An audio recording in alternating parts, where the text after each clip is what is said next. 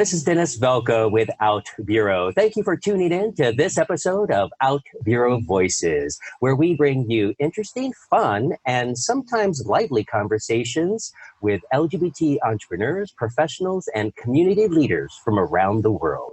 And today we have Lorenzo Thione.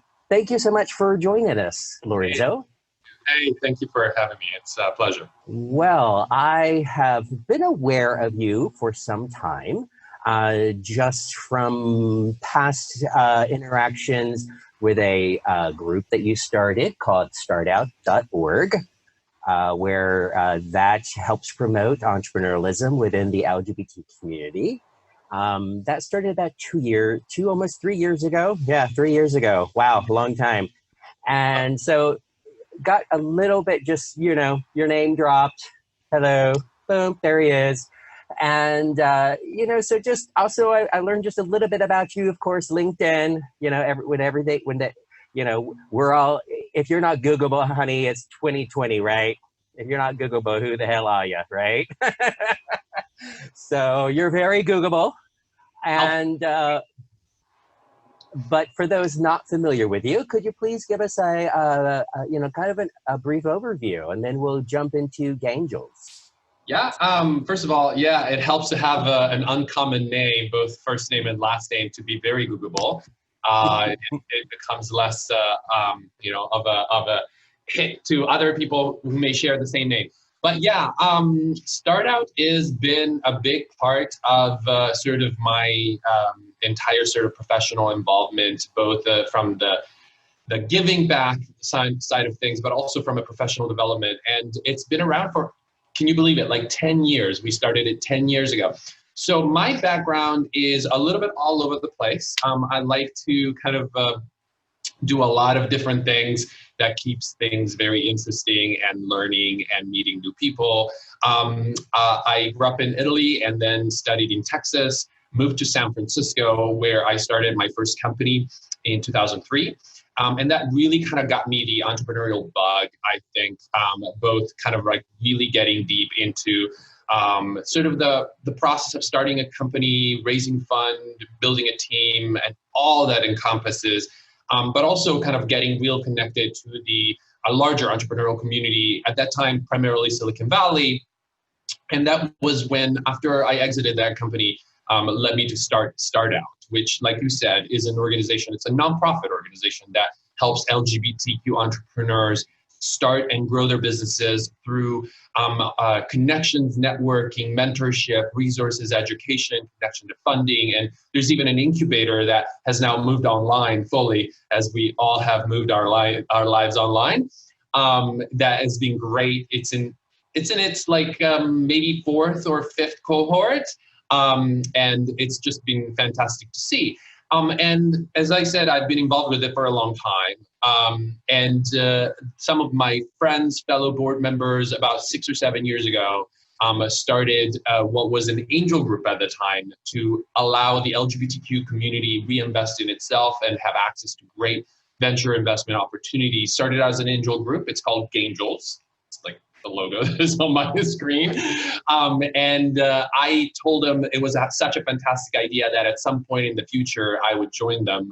But I couldn't do that at the time. I was running 2 other businesses and a separate career as a writer-producer on Broadway, which is a whole other story, which we can go into the details of if we want to. But I told them I would join them, and I did a couple of years ago. I joined them full time. I'm one of the 4 managing partners in Gaingles, and we're a large venture syndicate. It's probably the largest venture syndicate by volume of investment, and it's focused specifically on helping the LGBTQ community sort of become a valuable piece of the venture ecosystem. We invest in companies that are LGBTQ founded, with LGBTQ leaders, but also companies that really value diversity and inclusion and see us as Gaingles as a valuable portion of their cap table presence and their indication of their support towards the LGBTQ community. We're basically a value-aligned investor, which has become a really important perspective from a lot of venture-backed companies. So that's really my full-time job right now. Okay. Yes, I imagine. Especially, yes, I would love to chat about the Broadway side of things in a little while. But life's journeys can take us in so many directions and opportunities if your eyes are open and you're ready, and grasp and hold on and then run with it, are amazing. And everyone's journey is different, and so very, very interesting your path, and uh, focusing on the entrepreneur spirit. Now, did you grow up with entrepreneurial kind of parents, or what kind of started that passion? Because it's definitely have permeated your entire career from what I can tell. Yeah, it has, but it wasn't. I mean, if I go back and sort of look at, things throughout my childhood and formative years, there are definitely a lot of things that sort of resonate around the theme of entrepreneurship, independence, and self-reliance, and sort of solving problems and all of that. But there are so many other things that had led me to make other choices for my career, at least initially. I am by training, I'm an engineer. I really kind of studied computer science and, sort of worked with computers since I was like a little kid. I loved it. I also had a passion in linguistics for languages. Italian is my first language. I learned English as an adult. I speak a few other languages, so it's always been a passion of mine. And what happened in school is I initially kind of fell in love with the mixture of these two passions, computer science and linguistics, and studied in a field of artificial intelligence called computational linguistics, which is really kind of the background for why computers tend to understand us better now than they did 20 years ago, both from a speech recognition point of view. You talk to Siri or any of these assistants, it's a lot of the pieces within that are from this field of artificial intelligence called computational linguistics. And I started my career as a researcher at Xerox PARC in Palo Alto. And that led me to meeting someone who felt like starting a business based on one of the projects I was working on was such a great idea. And like you said, actually the theme in my career has been more of a kind of keeping your mind and your eyes open to opportunities and ideas, no matter how different and strange and risky they may sound at any given point. I call it sort of my, serendipitous streak.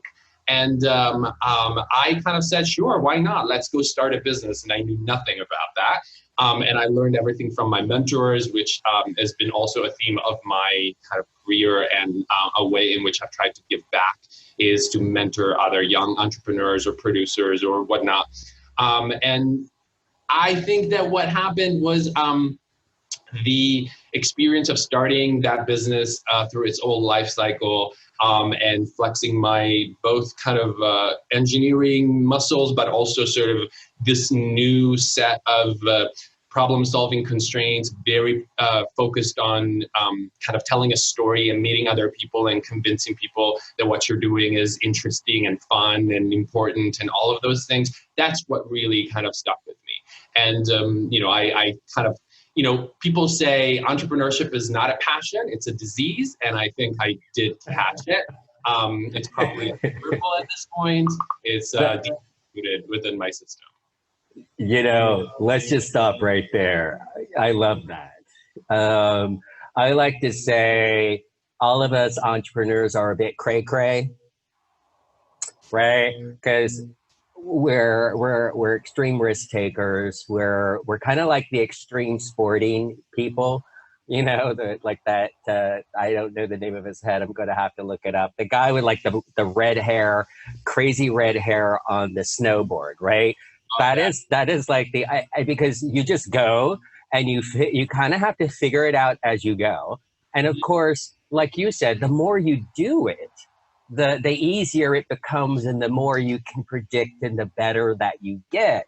But just even taking it down to what everyone can kind of relate to. It's like riding a bicycle. Yeah, well, there's another way I love about that, because people say entrepreneurship is like riding a bicycle, except the bicycle is on fire, the tires are on fire, and everything around you is on fire. So true. So true. Yes. Yeah. And you're building it as you go. And the brakes don't work. So yeah, really love that. And, that is, I guess too, I can kind of resonate with that. Definitely not quite the same, obviously. Everyone has their own journey. But it's also, the mentorship, I think, is very important, and having people in and around your life that support you, because entrepreneurialism, I say you're cray cray, and it's because you're a risk taker. You're going out, you're doing possibly something completely new. You're doing something that maybe not everyone in your realm of influence, meaning family, friends, and so forth, necessarily understand or get, and that can be challenging. Oh yeah, it's a lonely job, and actually, it's why for the most part, I've always loved the experience of having co-founders, and sort of being kind of sort of being able to share that load of stress and of constant sort of moving towards the next thing that gets broken. Because the other problem is that as a leader in a business, you have to shoulder a lot of the burden and project a lot of the confidence that things are actually going to go well, even though you have absolutely no idea whether or not they will. It has brought me to develop sort of kind of a self-imposed image, or a way in which I describe myself as being a paranoid-optimist.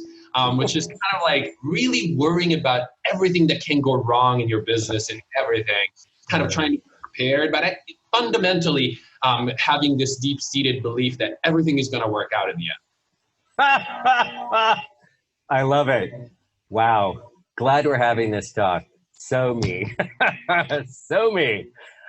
Yeah, my family has always said, I'm almost tearing up here, I'm laughing so much because it resonates so true with me. My family has called me the most freaking optimistic person they have ever had the displeasure of knowing. It's like I can be on that bicycle with everything burning, and I'm smiling and saying, "Oh, it's going to be fine. We're going to make it." Absolutely. Oh my God! Oh, too funny. It's why I keep this one as one of my backgrounds too. Too funny. Well, I kind of I say very similar to you, but just slightly different. And I've had a saying for OMG probably since I was like 19, 20, early 20s at least. So we'll just say a few minutes. And that is perception is reality, right? As an entrepreneur and as a business growing, no matter what size you are, right? It's not that you're lying. It's that part of that cray cray, right? It's that part of that cray cray that says, no, everything's okay. It's like, and it's not that you are necessarily believing it, but you also have to project it, because what client is going to sign a contract with you if you say, oh my God, if you don't sign this contract, I'm not going to be able to pay my rent this month or eat. Please sign this contract, right? They're going to go, ooh, no, thank you. It's always about telling a compelling story, and it's why Steve Jobs was famous for his reality distortion field. It's like, if you believe something and you behave as if something were true around the people you work with, to some extent, things start to happen to make sure that's the case. I mean, there's always a drawback to everything, and sort of extremes are not great, but at the same time, that idea is really what distinguishes an entrepreneur and sort of the spirit behind it from, sort of someone who isn't. Absolutely. And also, it really kind of is important to point out that failure is a big and important part of the journey as well. And sometimes failure is just a temporary setback, and sometimes it's a bigger one. But I mean, it's why I love so much, I think it was FDR, the quote about the man in the arena, and that's the credit really deserves to the man in the arena who tries it. and maybe falls and picks himself up again, rather than the people outside of it pointing out the things they did right or wrong, and the critics who are, just mouthing off without really trying hard to do, the job. Yes, absolutely. And so part of that is, as an entrepreneur, having, if not mentors, and of course, as Lorenzo mentioned, StartOut is one method to find mentors.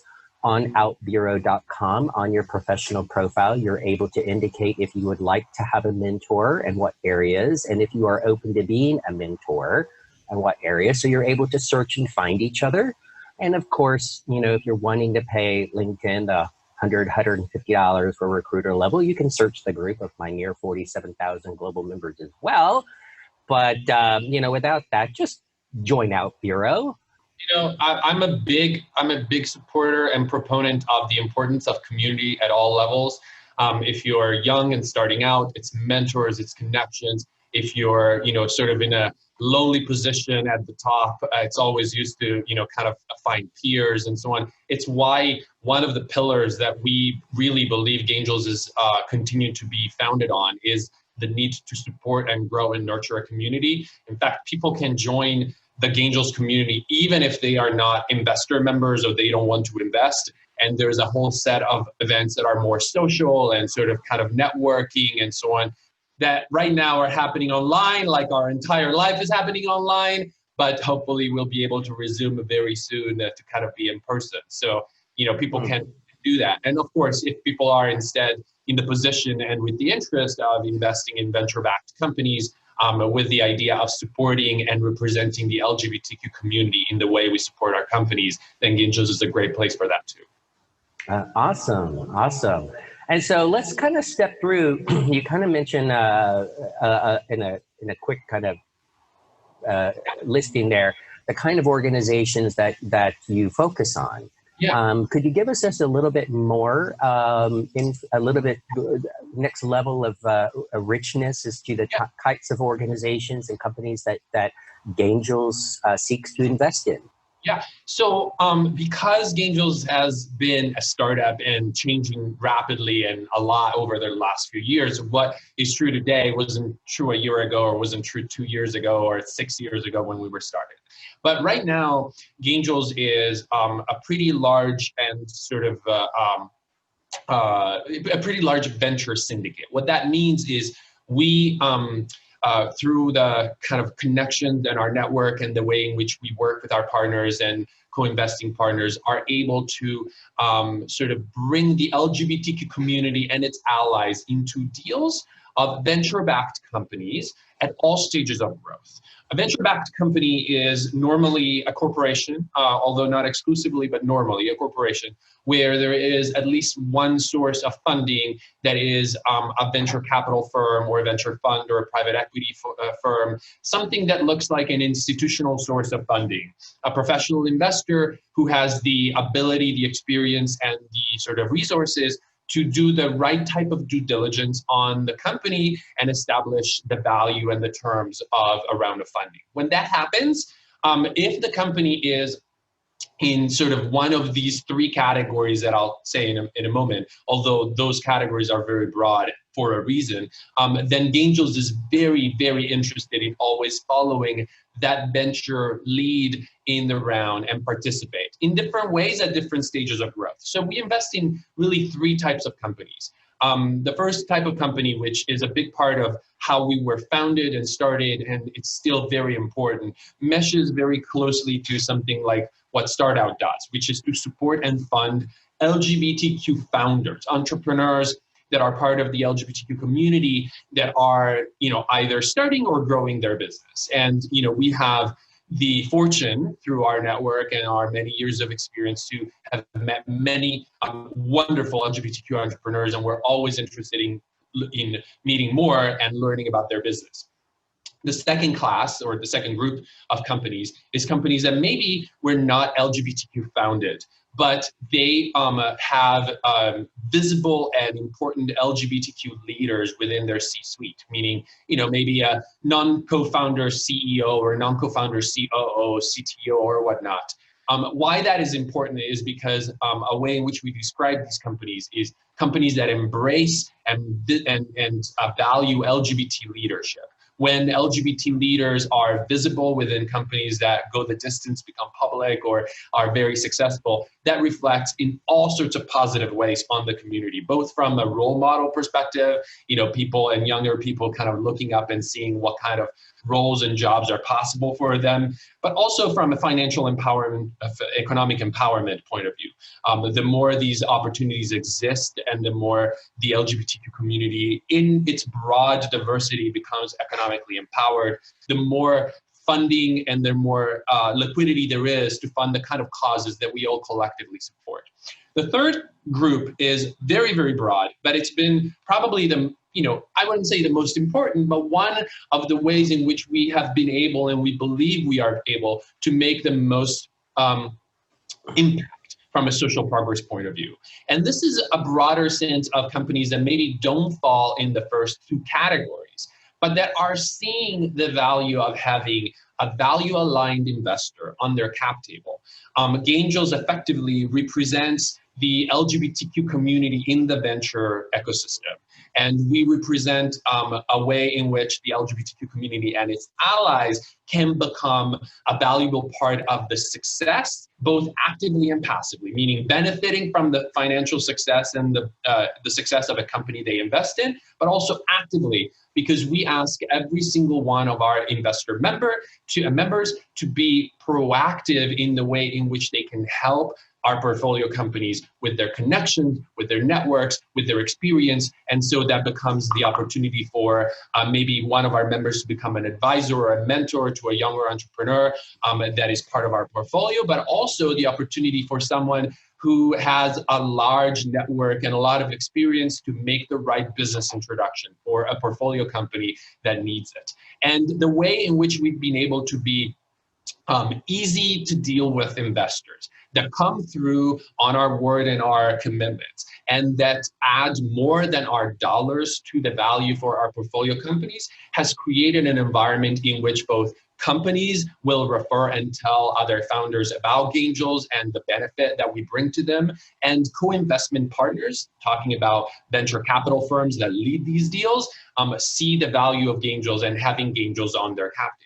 It's what I call the anti-Equinox effect. It's almost like the opposite of what happened to Equinox a couple of years ago, where sort of the disclosure or the reveal of the misalignment of values from one of their investor to the values of their stakeholders, their employees, their trainers, their customers, actually resulted in both PR and, to the bottom line, sort of a hit to the company.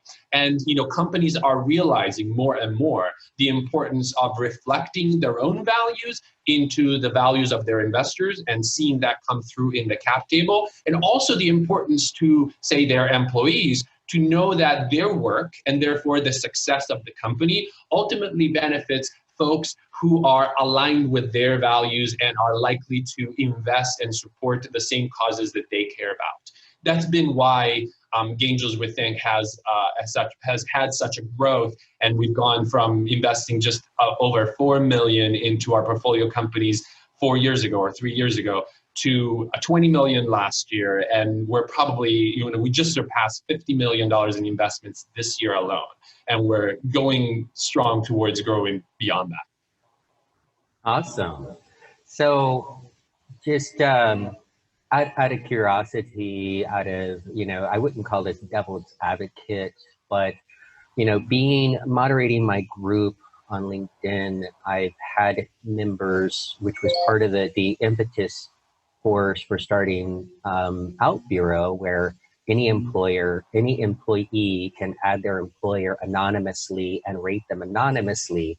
And so I call it an employer branding platform, and there's the community side.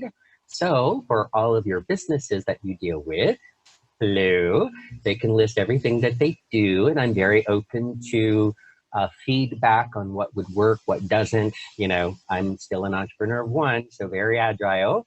But you know, so part of that impetus for doing that was because I had in LGBTQ leaders in companies who helped founded their employee resource group, help get them 100% score on a very well-known equality rating system, then say, oh, once my employer got that rating, everything backed off.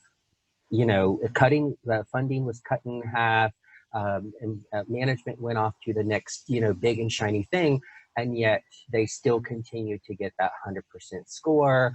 Or you see companies who have that 100% score, who also then you can also see on public record that they donate heavily to anti-LGBT politicians and so forth. So I guess where I'm leading down is what mechanisms, and if not strong now, I guess it's a call to do so, is what mechanisms are in place, what oversight is in place to ensure and continue to revalidate on a periodic basis that Gaingles isn't window dressing, that you aren't being brought on in a pinkwashing fashion to say, oh, look, here we are, we've got the gays, they invested in us. And then 6 months later, that CMO gets discharged, for whatever reason. You know, maybe like some of the reasons why you invested with them, because they have, you know, a non-founder, high-level, C-level LGBT person, or, you know, the other one where there's none, but they say they want it to align, but then all of a sudden, you know, kind of crap hits the fan and things come out public on maybe things that you don't necessarily align with. So I'm just curious, you know, because sometimes we get into bed with folks that we realize later, OMG, I didn't see that, or that changed, you know? So does that make sense? Yeah, sure. So first of all, it's fortunately not something that has clearly happened to us so far and that we know of. There's a bunch of sort of, I would say, less than strictly formal ways that we sort of, you know, caution against this. First of all, every company that we invest with or invest in, we have a long sort of standing relationship with the co-investing partners, but also we build a relationship with their leadership team. And as a matter of fact, there are some of the companies that would fall in that third category I mentioned have been the ones that have revealed themselves to be the most actively leaning on Gaingles as a way to really make sure that they are supportive of the LGBTQ community in many ways. I can remember just recently one of such companies in which we invested last year, who, you know, I had the pleasure of speaking about Gaingles at one of their all hands virtually during Pride Month.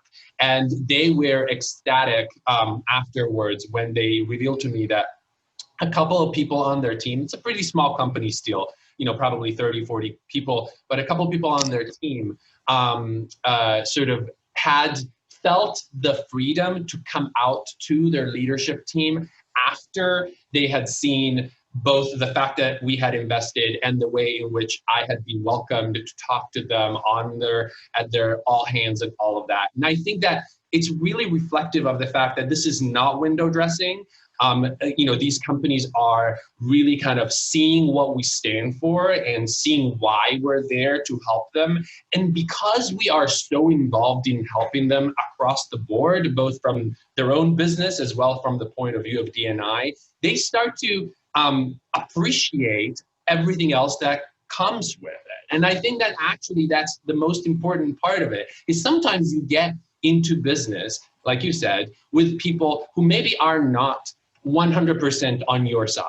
And what you do is, by being such a great partner, by being such a positive piece of the ecosystem for them, they start to counter and cancel all of the prejudices or the ideas or the frictions and the inertias that maybe stood in the way of you feeling completely included as a partner, as an employee or whatnot. And I think that that's really at the core of what we do, is we have this soft impact on the venture ecosystem. We're not coming in asking for legal requirements or commitments, even though we have all of our companies acknowledge sort of a Gaingles pledge in a letter that basically sees about diversity and inclusion in hiring, in recruitment, in leadership, in board leadership.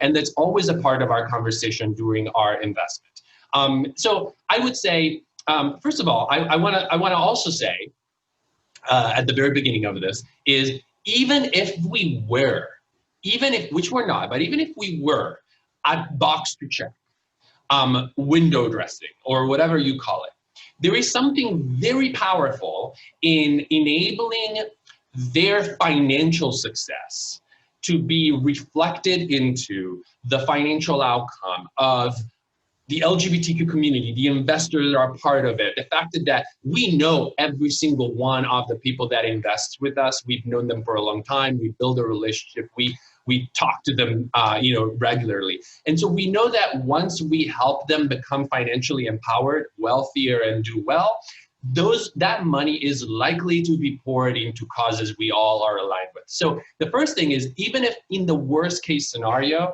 there is value in being a direct recipient of the benefit and the financial outcomes of businesses that we work with. But at the other end of the spectrum, the most powerful thing we do is we influence the entire business ecosystem for the better, because we are such active value-add investors. It's not just window dressing, and the way in which we become less and less likely to be window dressing is how much we help our companies succeed. Awesome. Very good. Like that thorough explanation there. And, so also to just kind of level that out too, is that other organization that I mentioned in those situations were, Fortune 1000, Fortune 2000 level companies where you're, if I'm not mistaken, you're dealing with more of the startup companies. They're in maybe their second to third round of funding. And so they're a smaller organization in which you have a much larger impact.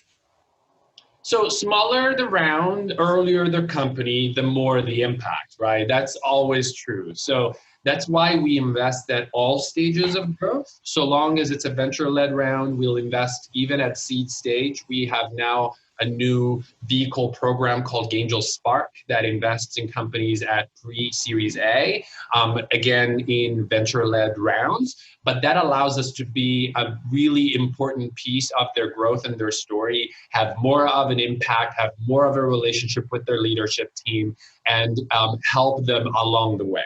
Later stage, which we do a lot, we invest in Series D, Series E, pre-IPO rounds. It's harder because the company is bigger, less focused on sort of who their investors are and what can they do to help them and so on. But we're still a part of it, and we feel like there is a lot of value that comes in the all those three pieces of the story that I was telling, from the economic empowerment of the community to the helping of the LGBT leadership, visibility of LGBT leadership, to the positive impact on the venture ecosystem. All of that works even at later stage. But you are correct. The later the stage, the lesser the impact. Right. Well, it wasn't necessarily my maybe I said it like that. Didn't mean it like that. Just meaning that when it is a very large company and if you're investing, I just throw out Apple. I mean, we already know Apple's pretty darn friendly, right? So that's why I'm using them. Not to beat up anyone else I could throw under the bus right now.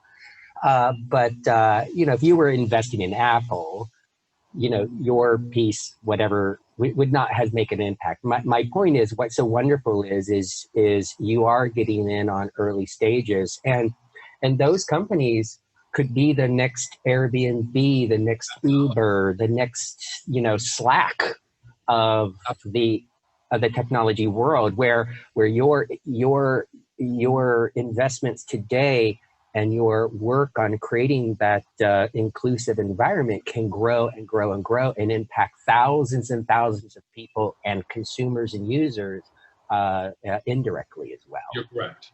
So, well, wonderful. I know we're getting close to our time allocated. I guess what I'll do is just ask for if one tip off the top of your head, what would you advise a budding entrepreneur or an entrepreneur in a startup area has never raised any money? What would you say be the most important thing for an entrepreneur to do to begin to prepare themselves to be attractive to investors of whatever side, whether that's a seed or angel investor? So the way, I mean, the real tips and the real advices and the real sort of lessons learned and war stories that help an entrepreneur be attracted to investors can't be summarized in one tip.